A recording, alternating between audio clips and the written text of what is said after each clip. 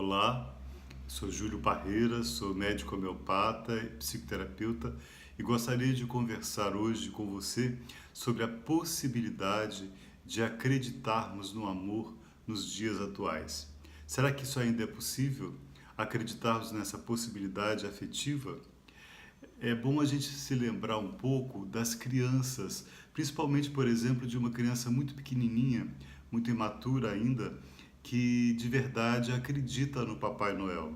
Se essa criança for desiludida, digamos assim, antes do tempo, ela vai receber um choque, vai ser uma espécie de um trauma, porque ela vai precisar de um tempo para elaborar a questão e a realidade que Papai Noel não existe.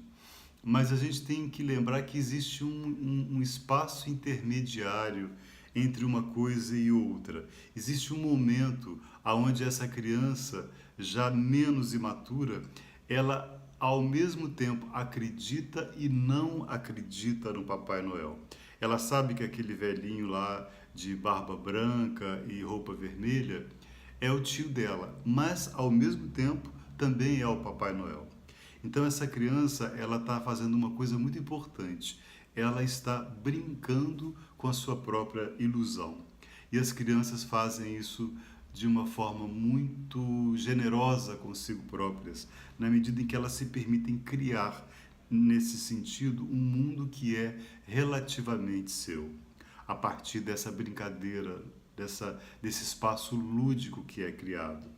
Os adultos talvez devêssemos fazer a mesma coisa com a própria realidade. Se a gente não brincar com a realidade, a gente acaba ficando esmagado por ela. E brincar com a realidade significa ter uma certa dimensão simbólica dessa própria realidade. Com o amor não é diferente. Se alguém acredita piamente no amor, como aquela criancinha que acredita no Papai Noel, essa pessoa vai estar fadada à desilusão e ao desengano.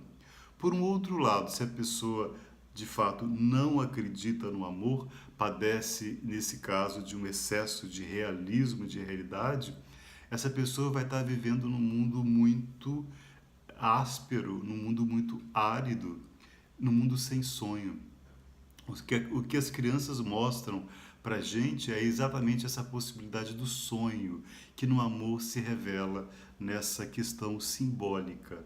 Se a gente pensar na prática amorosa, principalmente a partir de um par amoroso, de um par afetivo, a gente vai ver que a realidade é sempre muito dura. Existem vários fatores que fazem com que o amor, na realidade, na prática, seja um jogo de enganos, seja um jogo de erros e de equívocos. Por exemplo, a gente pode citar o fato de que a própria comunicação é bastante precária na dimensão afetiva e na questão sentimental. Para cada comunicação oferecida, haverá uma grande parcela de não comunicação, já que existe na nossa própria condição humana uma espécie de incomunicabilidade. Nós somos essencialmente incomunicáveis. Existe algo em nós que não se comunica e que se preserva, quase como um espaço sagrado, um espaço bastante vulnerável nosso. Talvez a gente consiga comunicar esse espaço através de outras dimensões. Por exemplo, quem acredita na esfera religiosa, talvez consiga isso através do divino, do luminoso, talvez através da arte, talvez através do próprio amor à vida. Mas dificilmente a gente vai conseguir isso na questão da comunicação interpessoal. Então, essa própria comunicação no amor, ela já existe um pouco interditada, já existe aí um grande limite e uma grande parcela de engano. Por outro lado, a diferença entre o par amoroso é inexorável e o amor não vai dar conta disso, não vai desmanchar essa diferença. O que vai haver é uma ilusão de uma certa igualdade. Esse par amoroso vai ter a ilusão de que vai estar falando, por exemplo, a mesma língua, a língua sentimental, quando na verdade não vai estar.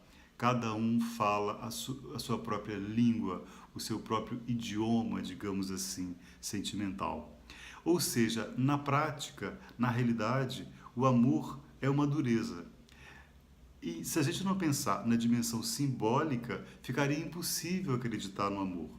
Então, talvez nós devêssemos, nesse sentido, acreditar desacreditando e acreditar também, acreditar desacreditando e desacreditar acreditando. Fazemos essa brincadeira que as crianças fazem. Brincarmos, se a gente brincar com a dimensão afetiva, com a dimensão amorosa, a gente vai estar criando algo que a gente diz com muita frequência e com muita alegria, afirmando, por exemplo, o meu amor. Não é? Nós usamos essa expressão com bastante frequência. E esse meu amor é como um mundo que é relativamente nosso. É claro que o amor nunca será nosso. Talvez não seja nem amor na prática, mas existe algo nessa ilusão que deve ser preservado. Para isso, é muito importante que a dimensão simbólica do amor seja vivida mais do que a sua dimensão imaginária. Se a gente ficar na dimensão imaginária do amor, a gente vai cair numa espécie de sentimentalismo e de emocionalidade que vai ser muito estressante para o par amoroso, porque nós vamos começar a exigir do outro coisas em demasia e exigir principalmente de nós próprios coisas de que o amor de verdade não dá conta. Por um outro lado, se a gente caminhar para a dimensão do real, a gente não vai suportar, porque o amor não suporta de verdade uma excessiva realidade. Então, a dimensão simbólica seria o meio do caminho, essa possibilidade cultural de se viver o amor. Todo amor se insere numa cultura, principalmente numa linguagem. E é por isso que nos dias atuais o amor está tão empobrecido, porque a própria linguagem simbólica está empobrecida e esvaziada, quase de uma forma globalizada. É por isso que devemos investir muito nos aspectos mais simbólicos da nossa cultura, através da arte, da filosofia, da literatura, principalmente, do cinema, ou seja, de todas as expressões que permitem que a gente crie significados, novos significados para uma prática amorosa.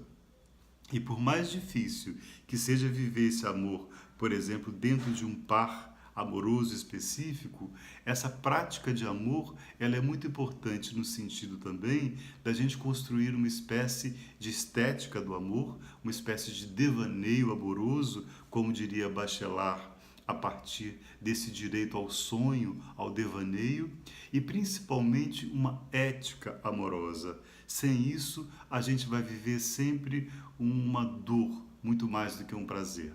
Para viver essa ética do amor, a gente deve abrir mão um pouco do excesso de sentimentalismo, do excesso de praticidade também, e encontrar um meio termo, que nunca é fácil, que nunca é simples, porque vai ter que ser construído e reconstruído a cada momento. A cada momento essa dimensão simbólica vai se desfazer, porque a realidade vai cuidar muito bem disso, para que o amor mostre a sua faceta mais dura, mais real, ou seja, mais desamorosa. E por outro lado, a gente deve reinvestir nesse sonho, nessa fantasia tão importante, tão fundamental para a nossa saúde psíquica e também, é claro, para a nossa saúde física. Então, se você gostou do nosso vídeo, se inscreve no canal para que a gente continue conversando sobre as possibilidades do amor nos dias contemporâneos.